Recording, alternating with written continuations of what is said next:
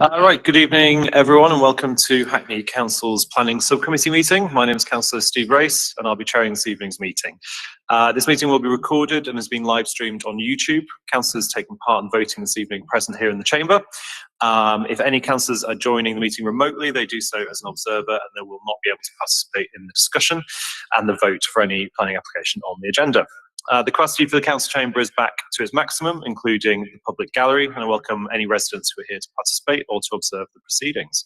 For those participating in the meeting remotely via Google Meet, the virtual meeting technology does have a chat function. However, please only use this to raise IT-related issues. As chair of the subcommittee, I will not be monitoring it. In the event of an internet outage, we will adjourn the meeting and then come back and start again. And I first want to introduce the members of the Planning Subcommittee who are here with us this evening.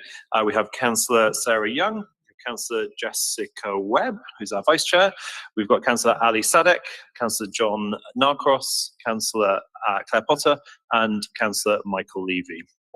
Welcome to those of you who are attending this committee for the first time, and welcome back to our returning members. None of those. Let's get rid of that out of the script, I think. Next, I will introduce the planning officers who are here at this meeting. So we have Graham, who's the growth team manager. We've got John to my left, who is the enforcement manager. We've got Catherine Nichol, the senior planning officer. We have Peter Kelly, who's the conservation, urban design and sustainability officer. From transport, we've got Kazim. We've got the major applications team leader, Rob Brew. We've got the CUDS manager, Luciana Grave. To my right, we've got the governance officer, Gareth Sykes. We have legal officer, Sam Woodhead, to keep us on the straight and narrow. And we have Mario online, who's dealing with our ICT. Some of you present in the room would have contacted the governance officer, Gareth, in advance of this evening's meeting to register to speak. Objectors to the applications and representatives for the applicant are also present in the room. Before we continue, I just want to briefly outline how this meeting will proceed. We'll hear each planning application in turn, summarised by the planning officer. We'll then hear a 5-minute statement for the objectors. Any objectors that are in the room, followed by a 5-minute statement from the applicant. If there's more than one speaker from an applicant or an objector, they'll have to agree amongst themselves beforehand how they will split that 5 minutes speaking time. Members of the planning subcommittee will then be free to ask questions of the planning officer, objectors, or the applicant. It's my role as chair of the planning subcommittee to ensure that members have all the information they need to make a decision, that objectors and applicants have the opportunity to set out their case, and that the meeting runs properly. I will not be taking any contributions from the floor. This is a meeting in public. It's not a public meeting. You must have given notice to the governance officer before the meeting if you wish to speak. The deadline for registering to speak was 4 p.m. yesterday, and the speakers list is now closed. Subcommittee members are not representing either their wards or nor their political parties. The subcommittee will make its decisions on the basis of site visits they have made, what they've read in the published application report, and of course what we hear this evening. We must make any decision on an application in accordance with the Council's development plan, including the Council's local plan, LP33, and the London Plan 2021, unless relevant material planning considerations indicate otherwise. And can I emphasise that subcommittee members should not take into account or discuss non-material planning matters. When taking a decision, members should not have allowed themselves to prejudge any application prior to this meeting. Similarly, if a member has any interest relating to an application on the meeting agenda, they must consider whether that interest ought to be disclosed, and where appropriate, they must withdraw from the meeting while the application is discussed and voted upon. When we've finished our deliberations on a planning application on the agenda, we'll vote on the recommendations set out in the published application report, and when the decision is made, that is normally the end of the matter for this committee. The applicant may appeal our decision, objectors may seek legal redress, and I advise you to seek legal advice in either case. Finally, depending on how the meeting this evening proceeds, we may take a short break at 8 p.m. We'll now move to the published meeting agenda, beginning with apologies for absence. I believe we have 2 of those, Gareth. Yes, we do, Chair. Councillor Loudon Scott and Councillor Joseph. Chair, I'm conscious that Councillor Desmond is joining us, but obviously, hopefully, he'll join us before the item starts. Otherwise, obviously, he won't be able to participate in the discussion. Great, thank you. Item 2, any declarations of interest from the committee? No? Great. Item 3, any proposals, questions referred to the subcommittee by the Council's monitoring officer? I don't believe there are any. No, great, thank you. Item 4, minutes of the previous meeting. There are some minor amendments that will be made to the minutes, but those are to do with typos more than anything else. Any other comments or on the minutes? Note, are you happy to note the minutes? Agreed. Thank you very much. Thank you. Great, and welcome to Councillor Michael Desmond. Just in time for us to move on to, I might give him a few minutes to sit down, but just in time to move on to the only substantive item we've got on the agenda this evening, which is item 5, and that is 4951 East Road, London N1. And I'm passing over to Catherine. Fantastic.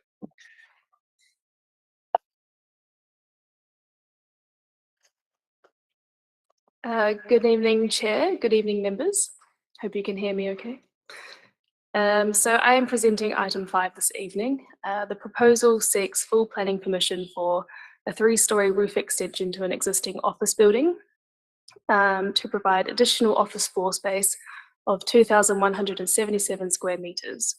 The proposal also seeks a rear infill extension at ground and first floor levels within the enclosed courtyard area to the rear. The proposal also includes the creation of several roof terraces at 2nd, 4th and 6th floor level for private and shared amenity space for office users.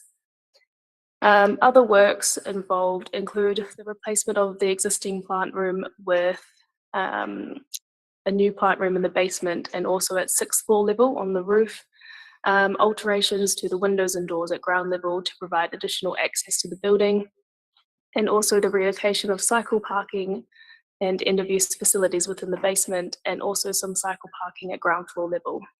So the application site is 49 to 51 East Road, located within the Hoxton West ward. Members should note the addendum which has been submitted prior to this meeting. The main section relates to slight changes to some of the wording of section 6. So this includes clarification of the affordable workspace location, the removal of references to a listed building, clarification that there are vaults within the existing basement which provides natural light, and a reassessment of the flood risk impact. Furthermore, there are suggested conditions and removal of some of the heads of terms. So condition 7 refers to the overheating assessment. This has been amended to reflect current GLA guidance requirements. Condition 26 is just clarifying the requirements of the privacy mitigation strategy. Condition 28 is recommended to be inserted, which requires final details of an energy statement to be provided in line with GLR policy requirements as informed by our sustainability officer. Condition 29 is also recommended to be inserted, and this requires the submission of an energy statement within 12 months of the building being occupied to ensure that it is operating in line with GLA guidance. And then finally, referring to recommendation B, which is the heads of terms for the Section 106 legal agreements. Under the Highways and Transport headline, we would like to insert a contribution towards highway works, which is £39,722. Adjustment to the wording of the blue badge, so a payment of £3,000 in lieu of a blue badge to ensure that highways can provide a blue badge space within 50 metres of the site. Also, the open space contribution is £17,558, and then also the removal of the wording requiring the £10,000 towards the provision of on-street electric vehicle charging points.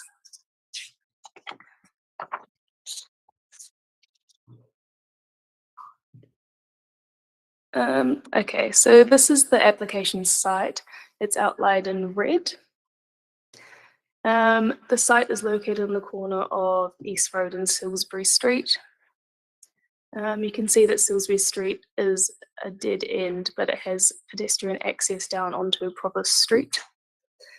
There is also existing access along Vestry to the rear here, which provides access into the courtyard area. In terms of an aerial view of the site, it's outlined in red there. So to the north of the site, the buildings are commercial and mixed use and are typically 4 stories in height. The site immediately west, it's difficult to see, but it's a 6-story office building. To the northeast of the site, we have the Ian Bower Residential Court, and southeast we have the 14-storey student accommodation building. To the south, there is the cluster of tall buildings, which is close to the junction of City Road. That includes the Atlas Building, 39 stories, the Montcalm Hotel, 21, and the Eagle House, which is 27 stories. In terms of site constraints, the site is not located within a conservation area, and it is not within the vicinity of any locally or statutory listed buildings. It is located within the Central Activity Zone and the Winlock Office Priority Area, and the site is also subject to a controlled parking zone. One site I did want to mention was the one immediately south opposite Salisbury Street. So that's 39 to 47 East Road, which is currently under construction for a 23-storey mixed-use office hotel building. This is taken from north of the site along East Road, looking down towards that junction at City Road. So you can see the Atlas Tower in the background and the student accommodation to the left. And then in the foreground, adjacent to the building, is the City College. This is just the opposite view looking north up towards the application site. So off to the right is the Ian Bower Residential Court. And immediately adjacent to the left of the building is the 25 to 29 Provost Street, which is in office use. And you can see the existing 2-storey roof extension that site has. This is a view coming back down to Provost Street, and it's looking up in between Zeus Court and 25 to 29 Provost Street, which is the immediately adjacent building to the west. It's looking up through Salisbury Court, and you can see the pedestrian access in the site in the background. This is just coming around up to the west of the site on Long Vestry Street. So this is the archway that you can access the court through, the courtyard through. The dark brick building here is also part of the application site, and this white door is the existing access to the basement area. And then just for context, some existing street elevations, the internal courtyards, just a ground floor plan showing some of the existing access points and the roof. And then moving on to the proposed building. So we'll start at the roof extension. So this is the 4th floor level, which is proposed. It would follow the existing footprint of the building, including the stair cores. The only point is that it's set in north, away from some residential units that are in this building. Again, at 5th floor level, it's set in again from the northern boundary. Otherwise, it's generally following the existing footprint. And then at 6th floor level, this is where it gets set in from the west side. And the bulk of that extension is at the Salisbury Street and East Road corner.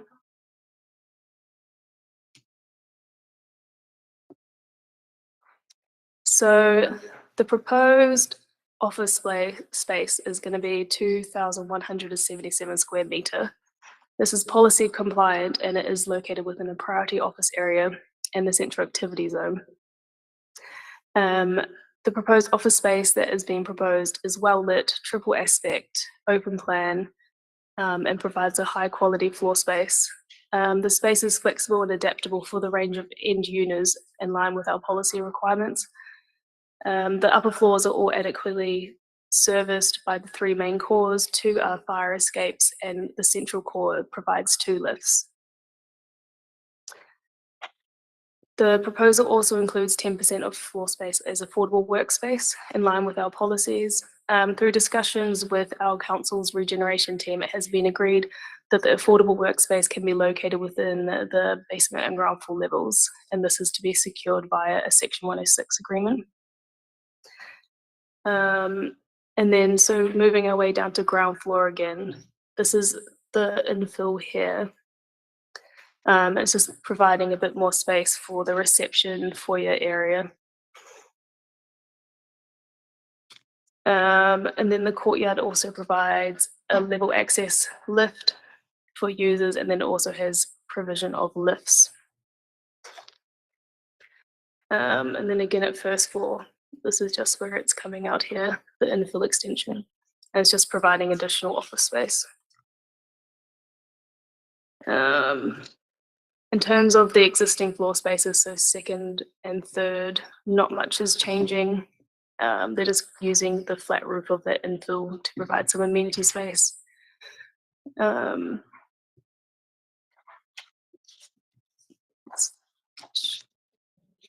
Moving on to the roof plan.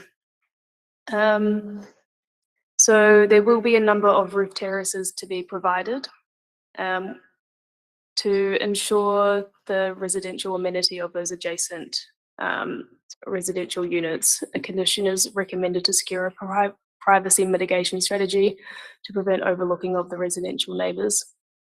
In terms of sunlight and daylight, again, they are the only main sensitive receptor at 6 to 8 Vestry Street. Given the inner urban location and tight grain, the level of retained daylight and sunlight is acceptable, and the building has been appropriately stepped back at each level from this boundary to ensure they have maximum daylight and sunlight opportunities. The roof of the 6th floor contains the 75 PV panels. This is what is assisting the 10% renewable energy in line with our policy. Another point that came up is the balustrades. These have now been set back in from the roof edge, and so to prevent views from street level. Hopefully that's visible. In the basement, the cycle parking for the existing building and the proposed building is going to be relocated to here. So we'll be providing 68 parking spaces across the site, including the ground floor level. But this is going to be accessed either via the internal lifts or from the external staircase over here. The space is also being reutilized to provide plant room and also a refuge store area just at the top here. And there's also lift access that goes straight to the street in accordance with our policy. These are the elevations in drawing. So the proposed roof extension has been assessed by officers and urban design officers, and we agree that is acceptable, and it reads clearly as one intervention at rooftop level and retains the features of the warehouse at lower levels. The setback of each additional level has ensured that it will remain subservient to the host building, in particular when viewed from a street level. So this one on the left is probably a better view than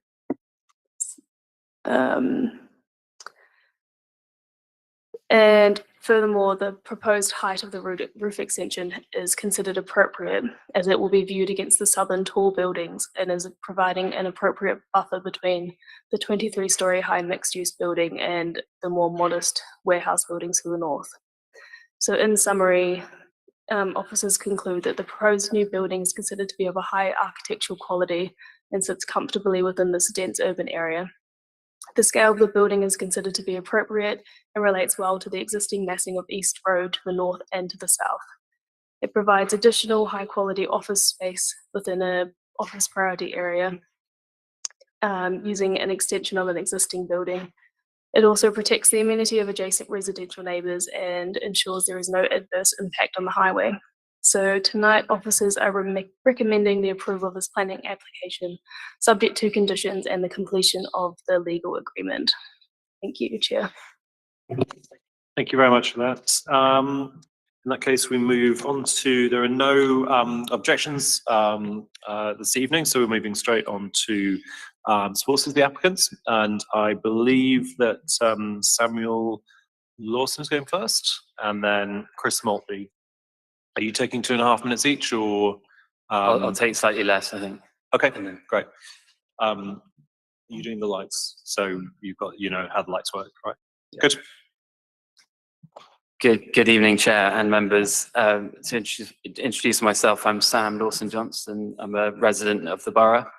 And I work at Kinrise, which is an investment company that renovates historic buildings and existing buildings, turning them into modern workspaces and bringing them back to life. We do that across the country. So we have buildings in Manchester, Liverpool, Leeds, Birmingham, and this building that we're talking about tonight. We look at everything through 4 lenses. So we design for human flourishing, firstly, at a personal level, then for building community, so through a social lens, building great communities of business people within a building that are engaged with their local neighborhood, environmentally to reduce energy, water, and waste from buildings, and then financially to make sure it's financially sustainable for a long-term hold. The sort of common theme across all the buildings is that we create a space where an entrepreneur could come for the day and find some affordable space and enjoy the whole building, or a large company could commit to the building for 10 or 20 years. We have that whole spectrum across the portfolio of buildings. So with that, I will pass over to Chris. Thanks very much, Sam. Chair, members, I'd like to start off by thanking officers for the positive recommendation.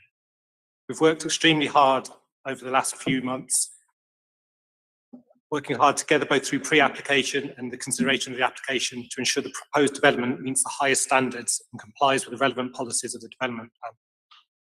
The proposals represent a unique opportunity to breathe new life into this building and will complement both the existing and emerging context development in this highly sustainable location.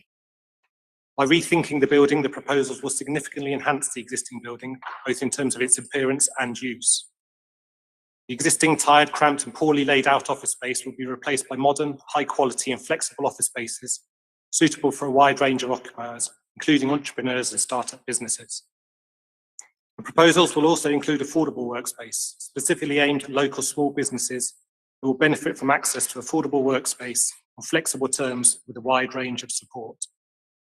As well as providing high quality office spaces, proposed interventions will ensure the existing building is visually enhanced, providing an active and engaging frontage to Silbury Street and East Road. The extension at roof level complements the existing architecture whilst elevating the prominence of the building at the junction of the two roads, creating transition between the emerging tall building currently under construction opposite the site and the lower scale buildings to the north. Whilst making the most efficient use of the existing building through remodelling and extension, the design has been carefully conceived to ensure it responds positively to the surrounding uses and does not result in any significant or detrimental impact to the amenity of neighbouring occupiers. By retaining the existing building and the embodied carbon within it, proposals of sustainability at their core. In addition to compliance with local plan policy LP55, the development will achieve BREEAM rating of excellence and is striving to achieve a rating of outstanding. In conclusion, the proposals result in the sustainable renewal of an attractive existing building to deliver high quality and flexible office accommodation for a range of users.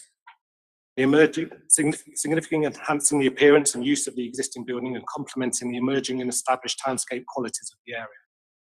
The proposals are also supported by a package of Section 106 and SIL contributions that include provision for apprenticeships and other training initiatives to help local residents.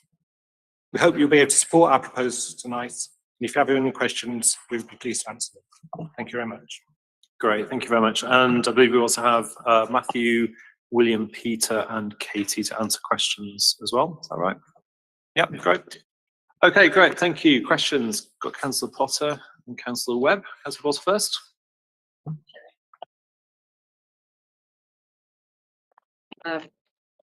Hello there, team. I very much welcome, the approach you take in terms of reactivating, heritage buildings, and I know that's not always easy. So I've got 2 questions for you, or maybe one for you and one to the chair and the team over there.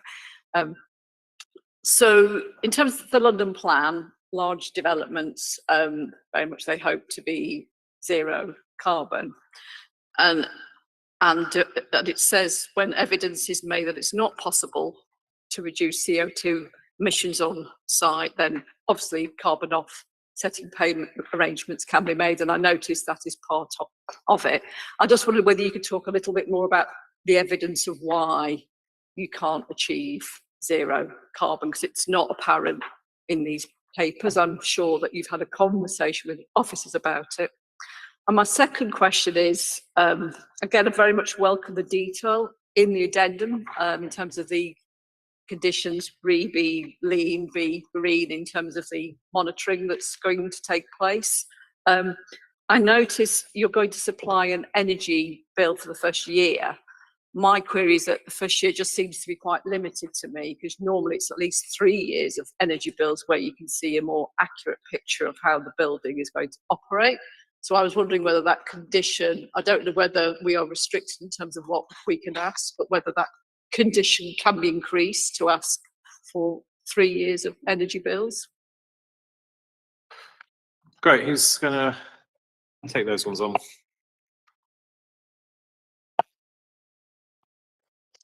Just in answer, sorry, Matthew Norman here from Pinnacle ESP. I'm a mechanical, electrical and energy consultant. Just in answer to your first question, we have done our utmost to incorporate as many kind of energy efficient technologies we can into the building. So we'll be incorporating variable refrigerant flow systems. So that has an efficiency of around about 3.6, so 360% over traditional fossil fuels. We've totally eradicated fossil fuels from the scheme also. And from the thermal properties for the existing building, we've tried to keep the building, keep its originality and keep its form as best as possible. So to provide improvements, we've updated the glazing with modern sash windows, and we're also going to be incorporating a natural ventilation strategy. So from the natural ventilation strategy, we'll emit as much carbon as we can through operation. Okay. So am I taking it that what you're saying is because you're trying to balance the kind of preserving the building, kind of reshaping as much as you can, that is the reason you're finding it difficult to get down to zero carbon? That's correct. It's the existing form of the building, the constraints surrounding that. The new extension would be over and above compliant with current Part L and zero in operation. Thank you. Do you have a question you wanted to be answered by the officers in terms of, yeah? In terms of, is it that what you possible want for you, to Rob? ask, just in terms of, it just doesn't seem to give a full enough picture. Yeah, I was going to answer the question about the monitoring of the energy statement in future years. This is done by part of the GLA. They have a sort of monitoring portal that developers can use, and I'd be happy to sort of get back in touch with the GLA monitoring team to see if they're happy to extend that from one statement to 3. And if they're happy with that, then we can amend the condition. Otherwise, because the Hackney Council as an authority doesn't have the resources or expertise to carry out that kind of monitoring, particularly given the number of developments that are happening in Hackney. But if the GLA are happy with extending that to 3 years instead of 1, then if you're happy, I'll change the wording of the condition and the decision goes out. And just from me, Rob, do we know enough about this building? Have we had enough detail to sort of accept the sort of case that's put? Yeah, you'll see from the wording of the condition that it's a lot more detailed than you would typically see. And the reason for that is that I think we're happy that the development, it's perfectly possible for the development to achieve the kind of sustainability targets and objectives that we want it to do. But we're not entirely confident with some of the information that have been submitted. So we've taken a sort of slightly unusual step of requiring a lot of detailed information to be submitted before the development commences, just to make sure that we're confident that the actual sustainability objectives will actually be delivered. And we've gone into a fair amount of detail in the wording, just for sakes of clarity, that there's no misunderstanding about what the information is that we want to be provided before the development commences, so we can ensure that it does achieve the objectives that it's got in terms of achieving sustainability targets. So it's a bit unusual, out of the normal, but the reason for that is that, well, I suppose in an ideal world we'd have all that information completely upfront before we come to committee. But there is a sort of time element, and the applicants are very keen to come to committee. And because we're of the view that it's perfectly possible for the development to achieve these targets, it's not an unusual step to require that by condition for it to be provided before the development commences. Okay, so we think it can be done, we just don't have the information at the moment. But broadly, yep. Very quick. Yep. If I could ask a question of you, in terms of the judgment, in terms of achieving net zero, do you think more measures can be taken? Would you advise? Have you had? I mean, I notice you're saying that you haven't had full information you would like, but I don't know if you've got any views on any further measures that could be taken to get closer to zero carbon. Yeah, I think there are, but it's I think there's a bit more work to be done in sort of going to the sort of numbers and information behind the claims. So there's a quite a lot of sort of technical amount of information. I think we agree with that they can achieve the targets that they're looking to achieve, but how they get there, we're not. Yeah, the working out basically, we're not entirely convinced that that's correct and fully worked out. So there's an information gap. Rather, it's a gap in the information rather than a gap in terms of like what the building will actually achieve. I'm not sure. Has that answered your question?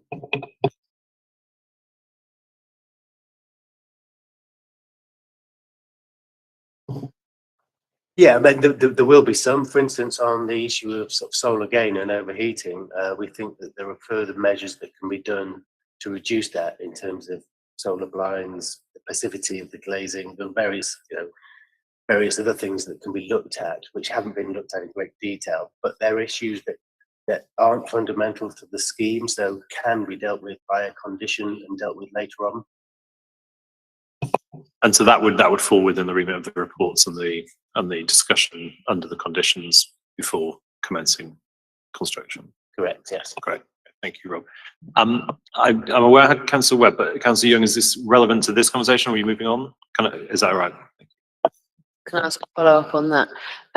So my concern about buildings that we are building now that don't meet net zero but do meet current building regs is that we are creating a retrofitting problem for ourselves in the future. I just wondered whether, when you've looked at this, you've obviously decided what's viable at this stage. What would you have done in order to make it net zero, and what will have to be done in the future in order to reach that target? Because we will hit a point where it will have to be net zero. So it's a bit of an overcomplicated question. But yeah, I mean, it's quite an open-ended question. I mean, what we've concentrated on this scheme is the embodied carbon, particularly. If we were to look at this building and to actually remove this building, provide a new build, which would be net zero in operation, would actually be carbon positive still. So what we've done is try to do as best we can with the form we've been given in this building by, as I say, upgrading the thermal properties. If we were to do it again, as in if we were to, I think the only item would be to overclad the building to improve the thermal properties drastically. We have exhausted on-site renewables through photovoltaics. We've provided the highest efficiency heating and cooling systems along with the domestic hot water. The natural ventilation strategy, as mentioned before, that is up there with the highest of technology, as opposed to incorporating mechanical ventilation strategy. As I say, we are aiming for a BREEAM outstanding, which is quite unheard of within town, over and above the excellent that was prescribed. So does that sort of answer your question? Yeah, I mean, obviously we did a very large feasibility study in terms of innovation and renewables for this project. Unfortunately, the majority of technology isn't available yet. For example, hydrogen, there's no wide network for that. So we have explored lots of feasibility options at stage 3 and stage 2. Okay, thank you. Councillor Webb? Thank you, Chair. My concern was the vagueness of the affordable workspace. It just reads, so the report says that we will seek at least 10% subject to the viability. So it feels like we haven't gone through the hoops of the viability. There's a question mark over whether or not we will get that 10%. It says that the proposal is square meterage, and I can't get if the proposal is ours or theirs, because in the recommendation, it just says the affordable workspace shown on the approved plans, and I can't quite work out what shading that is, and we haven't approved them yet. And is that the 10%? And has that been agreed? And it just seems really riffy that we haven't got that 10% in the agreement, and it's just a big question mark about viability. Robert, Catherine, is that one for you to just, why we at this point? Is that correct, and why? The policy position is that we seek 10% of new floor space as affordable workspace. So yeah, and anything less than that is it's a bit like affordable housing. So 50% is the target. Anything less than 50% needs to be supported with a viability assessment. So if somebody is offering 10%, the viability assessment doesn't really come into play. It's if they're offering less than 10%. If they're claiming that it's not viable to provide 10% affordable workspace, then viability may be an argument for us to accept less than 10%. But in this instance, they're offering 10%. I think correct. So I think it's possibly something in the wording, isn't it? Yeah. Right. Is it in 6.1.7? It says council will seek at least 10% of the new affordable and new employment floor space within major commercial and mixed use, subject to the viability scheme. So that just seems potentially just a vague wording generally, rather than to do this specific. So do we have a commitment to 10% secured by condition on this development? Yes, so the figures that we have at the moment are 37 square meters at ground floor and then 181 square meters at basement level. So that equals 218, which is 10%. And I suppose the subject to viability, your point is that there may be more. Is that? My point is that as they're offering 10%, viability isn't a question, because viability will be a justification for providing less than 10%. In this instance, they're providing 10%. I think it might be a red herring in the. So if the language report isn't clear, but it is 10%.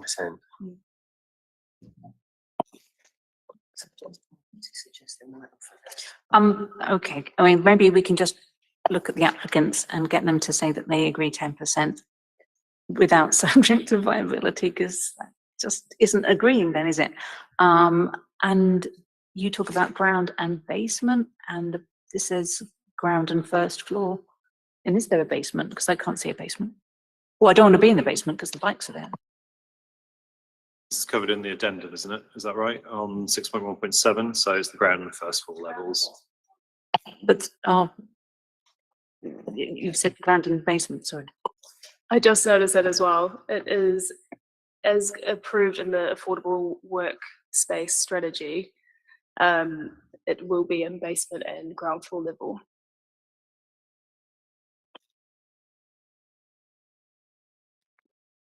Ground and first. Is that wrong? It's wrong. So it'll be basement and ground. Is that right? Okay. So that needs. Does that need changing in the report apart from anything else? Are we saying ground and first? And is it shown on the, and are they shown on the plans? I just couldn't quite understand Applicant, do you it, want Chair. to pop in and then maybe answer the broad question as well? Just on the previous point, so we have committed to the 10%, just to be clear, with no viability. Right.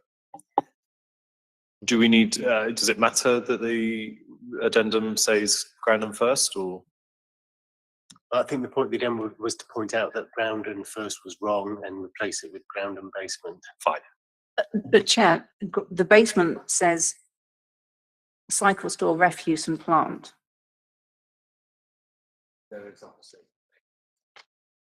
Yeah, okay.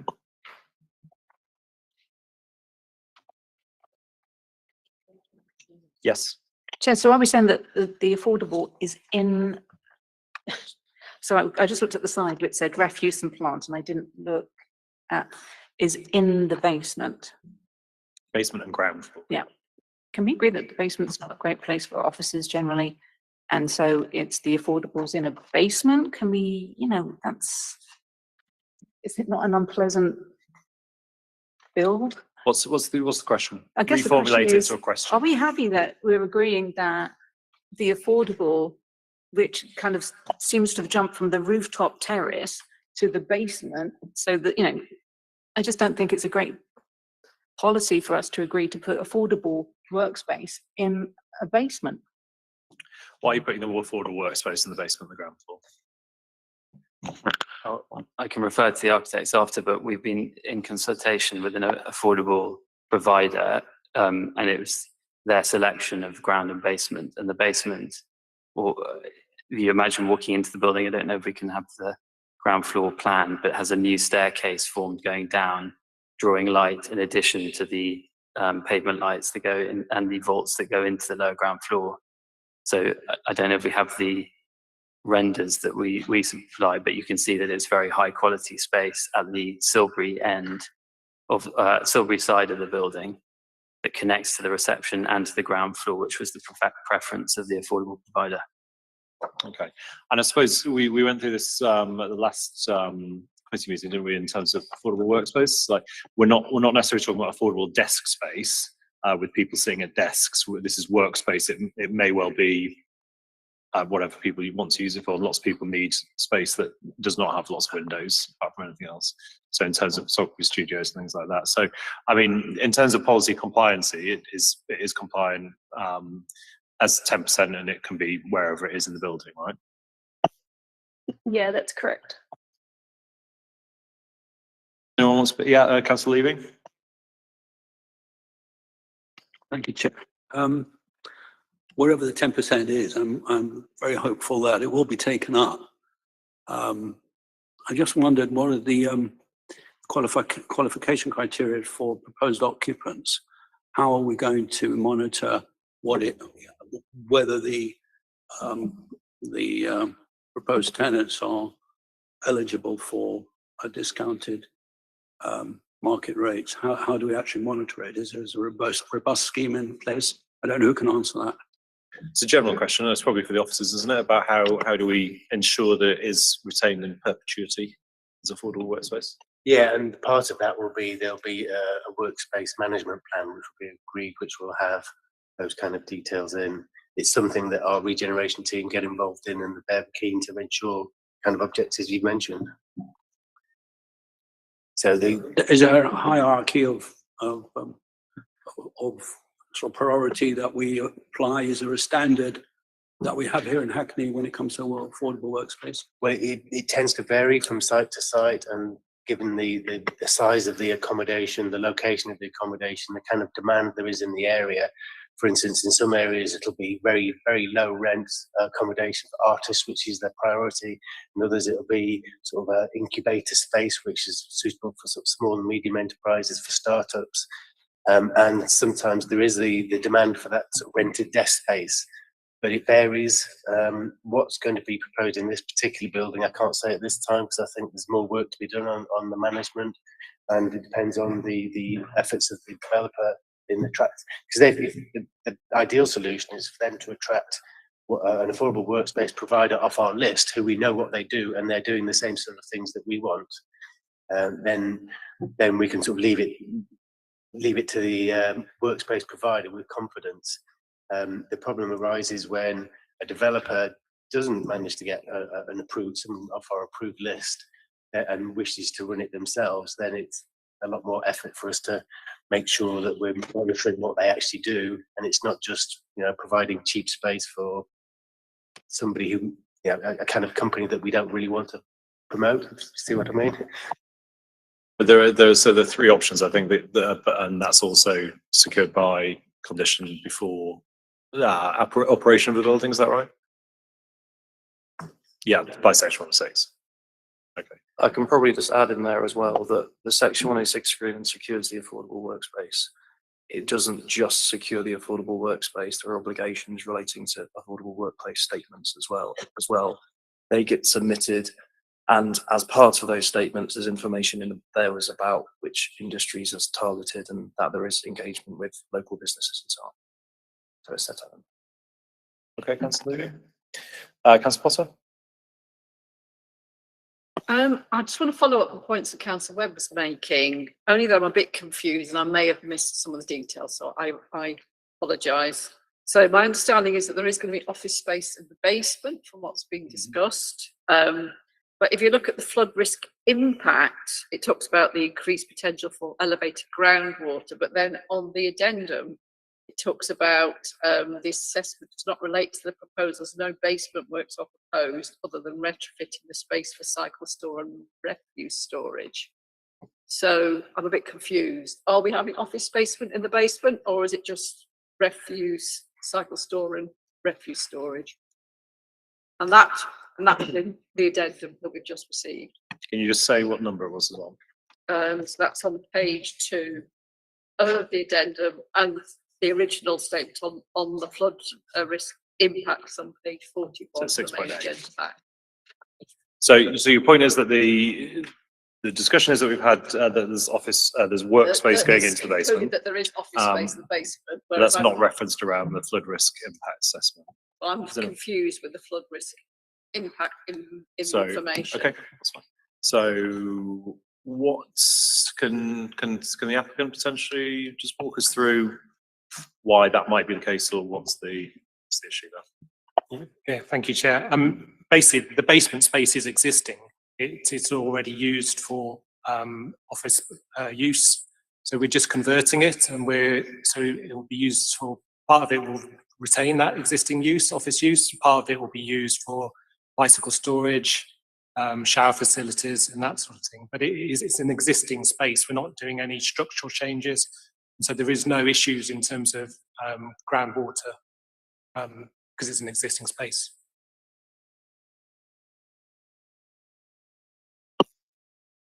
Councillor Potter? I think that's satisfying. Yep. Does that mean there is a flood risk or there isn't a flood risk? There is no flood risk. I'll ask another question.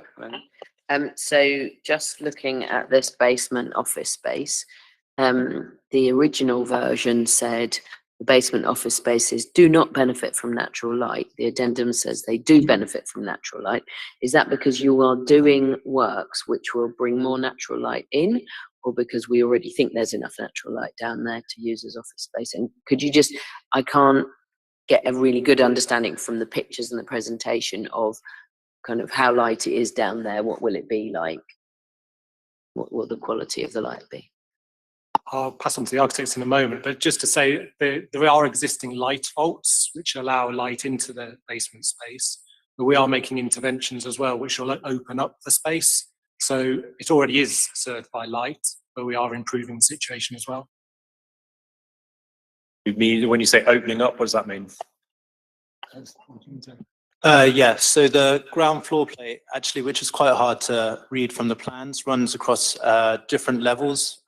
East Road is quite a lot higher than Vestry Street. So the ground floor plate actually runs at a datum level, which sets back from the external facade, which has the benefit of allowing a large amount of natural light into the basement area. There's also pavement lights all around the basement, which offers a very nice quality of light, which we're refurbishing as well. We're also puncturing a couple of soft spots where we're introducing new stairs between ground and basement, which also afford natural light to the basement as well. Thank you for that. Still on the basement, there's this natural ventilation system proposed.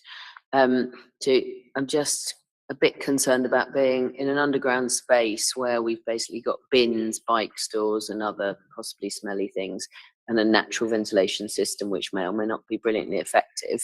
How is this going to impact on those working in this basement area? Hi, apologies for How that. nice is it going to be down there? Yes, so the basement is the only area where we will have mechanical ventilation. So within the basement, there's an existing plant room. Within there, we'll have a single mechanical ventilation heat recovery unit. So that will have 100% efficiency, and that will ventilate the lower ground space. But it is worth mentioning that system will be disconnected from the back of house. So the mechanical ventilation will be only for habitable space. The back of house will be on a separate system, so there'll be no cross-contamination. Yeah, so I think within the context of the building, it's really useful to have those conversations. I think sometimes the report might be a bit confused because they're not seeking planning permission for the basement. It's merely re-alterations to an existing kind of space. So the sort of the vast majority of what we're talking about is the sort of extension upwards. But it's worth, because it does obviously interact with the rest of those. It's worth understanding it. Great. Any other questions on that area, or should we move on? Other questions generally? Great, I've got some on design then in that case. So can you just run me through where we're at with the balustrades and the staircase in particular? So I couldn't quite work out what the issue with the staircase was and how it's been either resolved or is acceptable. And if we can bring it up on the screen, that would be really helpful as well, if we have a picture of it. Sorry, that's what I need to change my tabs, that's one. Thank you.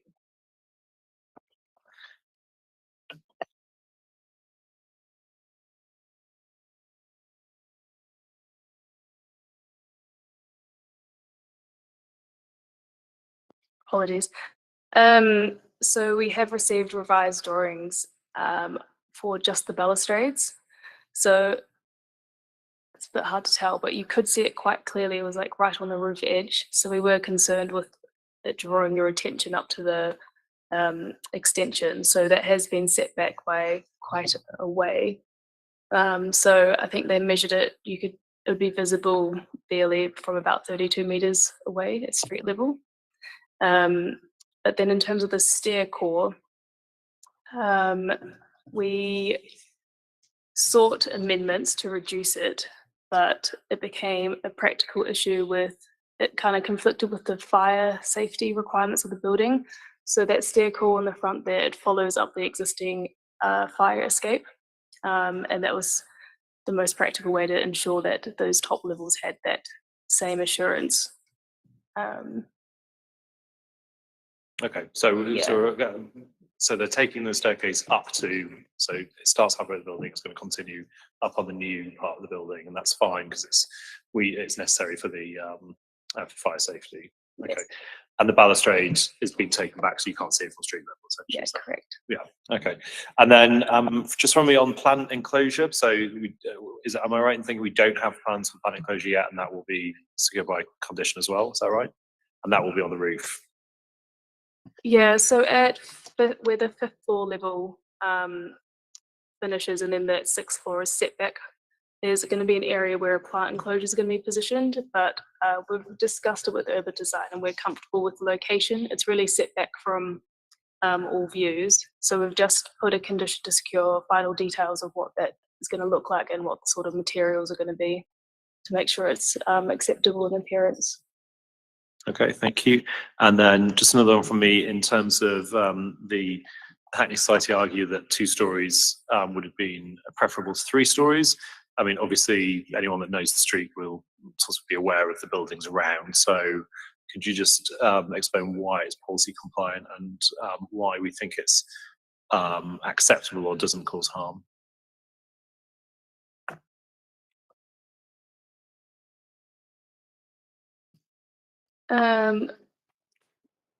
So yeah, so it has been objected to for that 3rd extension, but officers have had to accept the existing townscape as it is. So the immediate site south is the Darla Cab House, which is going to be a 23-story high building. And this is going to tie in nicely with the upward with the extension. So the view that officers have taken is that the proposed height acts as sort of a buffer between that existing warehouse to the north and then the large, your Atlas House and then your Darla Cab House, which has been 23. But I was wondering, did Peter want to step in and say anything about that? Hi, Peter.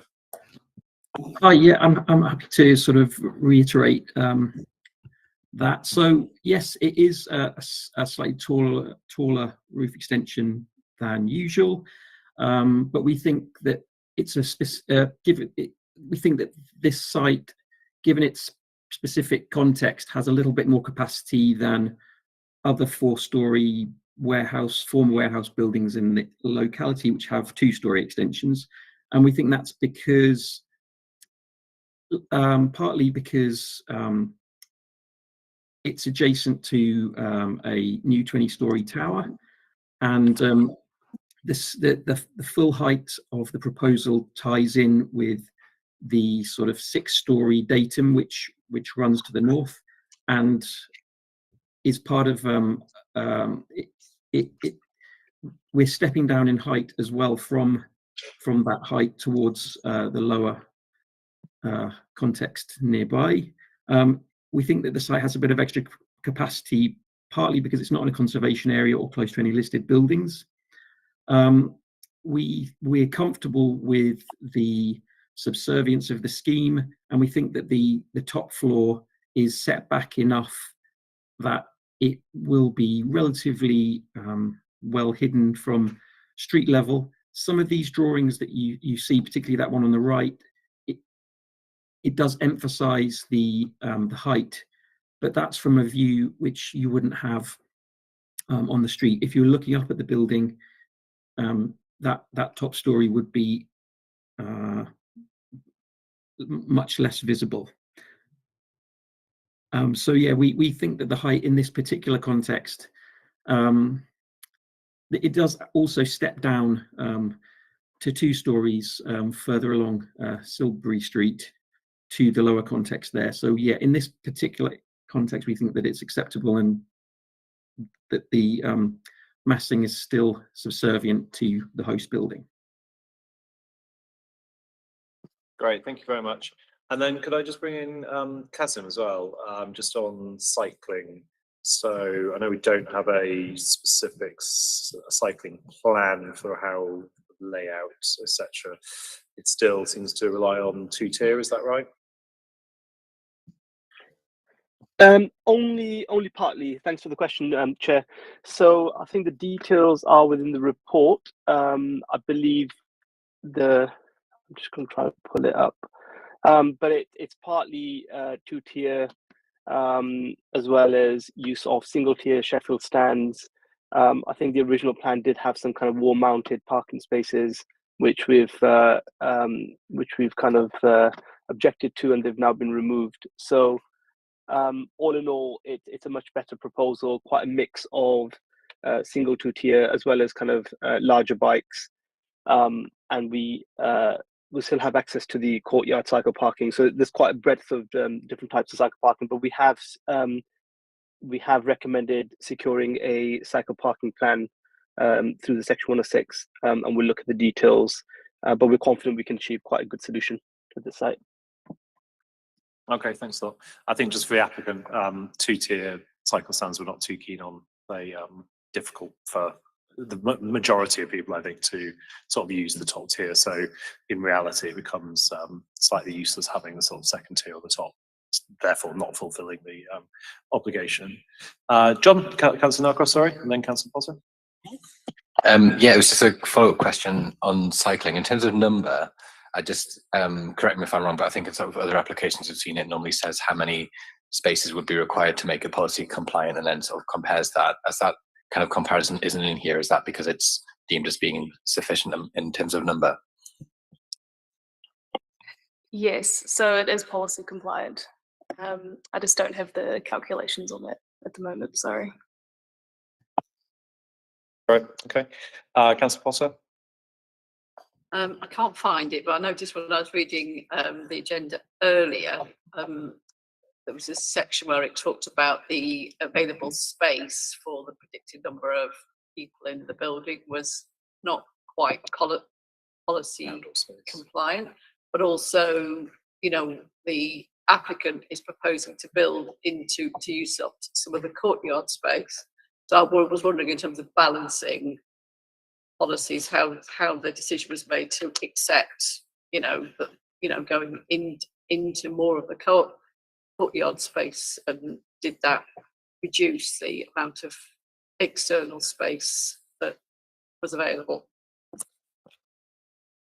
Outdoor space. Sorry, is this on cycle parking?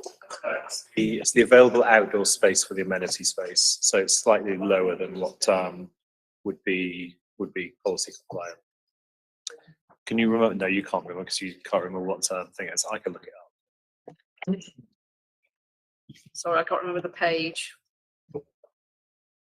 I think you talked about 6.4.5 on page 30.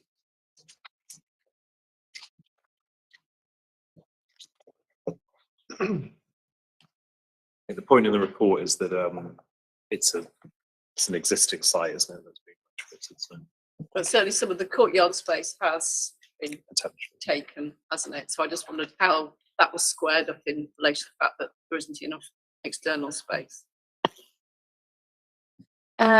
Yes, sorry, I found where we are.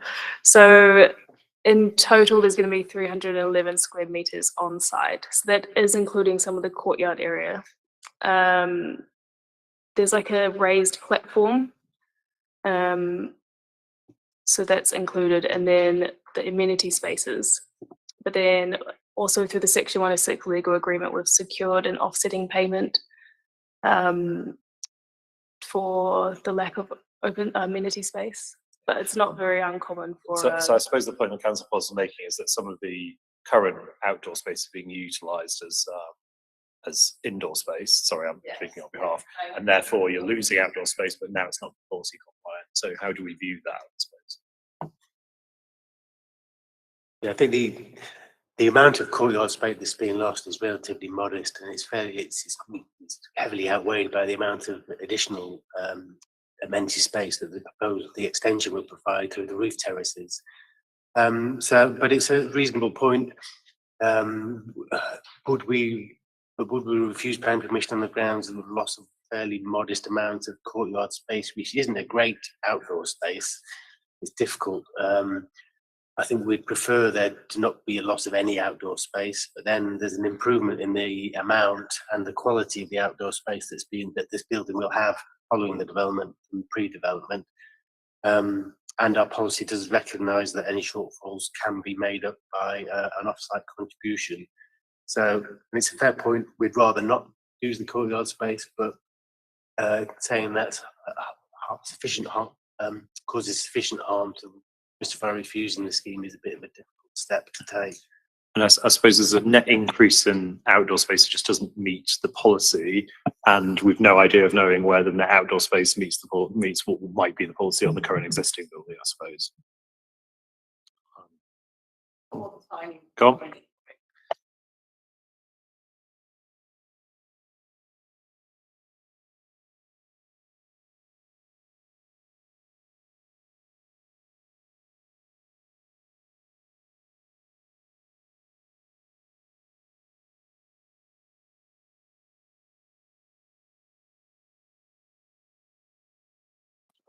Yeah, I mean, you can have a safety railing which just folds down and folds up when the roof is in use.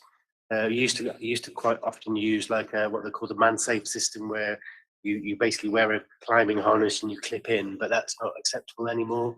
So you have to actually have a physical balustrade. And the original proposal was to have a fairly solid physical balustrade quite close to the edge of the building. You probably can't see it in this light, but there was a line on the right-hand image there. There's a clear line on the top, which meant that the balustrade would have been visible, and we've asked for it to be pulled back. But there is a possibility of using this collapsible system. Doesn't mean it collapses whilst in use. It means it folds down when it's not being used. Thank you. Yeah, Councillor Young. A question about the overall space, just thinking about the objection to the height, to the additional floor. I was just wondering, you talked about the space being very flexible and that being an important part of your overall approach. Bearing in mind lots of people are not working in offices anymore, or not all the time, can you tell us a bit about how this space is flexible, so that if nobody goes back to work in offices ever, what's this space going to be used for? Yeah, so as an office developer, we think about this one a lot. And what we have found across the country is that a lot of companies are trying to draw their teams back to their offices.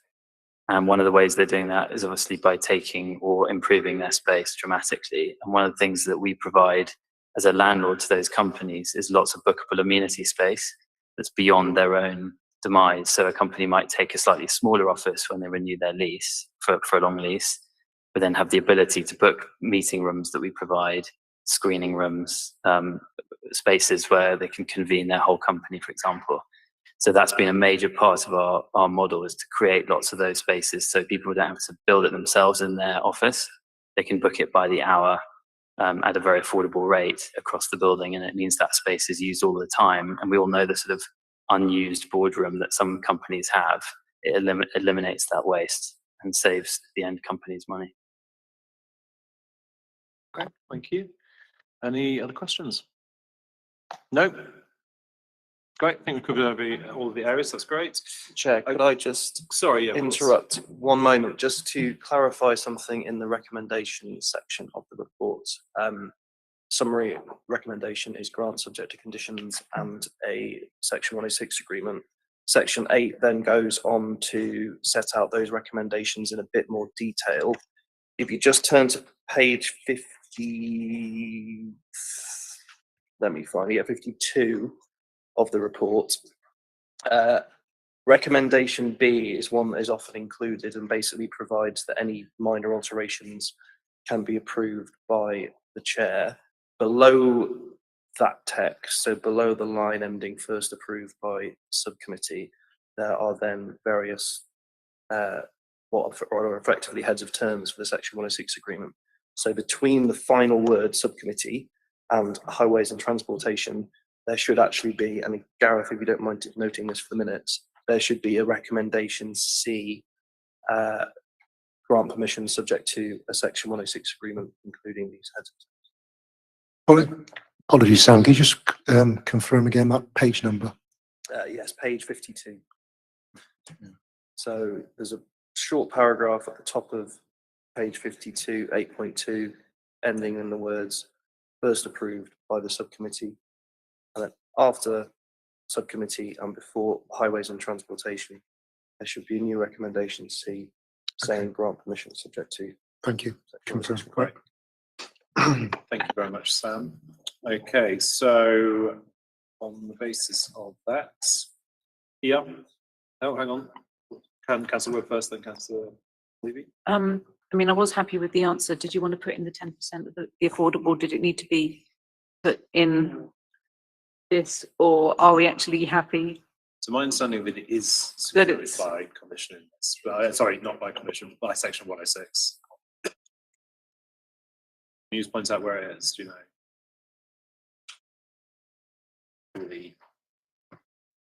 I can talk about that. I mean, Yeah, 6.1.7, which I think was the relevant paragraph that we discussed initially, set out the policy, as is often the case. So it said that we look to get 10% subject to viability. Then it's been confirmed that 10% is being provided. And then that is captured on page 53 to say that the affordable workspace shown on the plans are to provide with a discount of 40% perpetuity. As long as the officers are happy and yep, there's no assurance that we have, then that's fine. Thank you. Yeah, that's within that. Okay, and then Councillor Levy, and then Councillor Potter. Thank you, Claire. It's a minor point, but I think just want to draw your attention to this. It's a recommendation. It's highways and transportation, a payment in lieu of a blue badge, which provide highways with a means to provide a blue badge space within the vicinity of the site. Now, within the vicinity of the site doesn't really cut it because it needs to be within 50 meters. The vicinity could be 100 meters and still be within the vicinity, and it's obviously beyond the walking capabilities of a disabled person. So can we come sort of what does within the tie that vicinity down a mean bit? To us? So that was also drawn to my attention by a transport officer, and that was included in the addendum to specify 50 meters. Yeah. So that's on, presumably the back.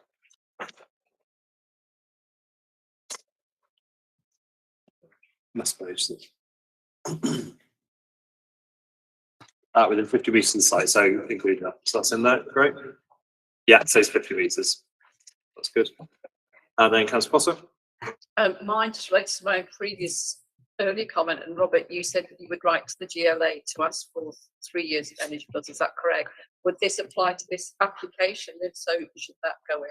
Well, Yes, I think it's 5 years actually. That, the GLA. 5 years is better. Yeah. So for sure. But yes, we'll amend the wording of the condition. Yeah. To suit that. Great. Thank you. So that'll be amended as well. 5 years. Great. 5. Okay. Great. Okay. On that basis, sorry, someone put their hand up there. I was going to go back. Let me find. Because there are rather a lot of conditions in this motion. So subject to.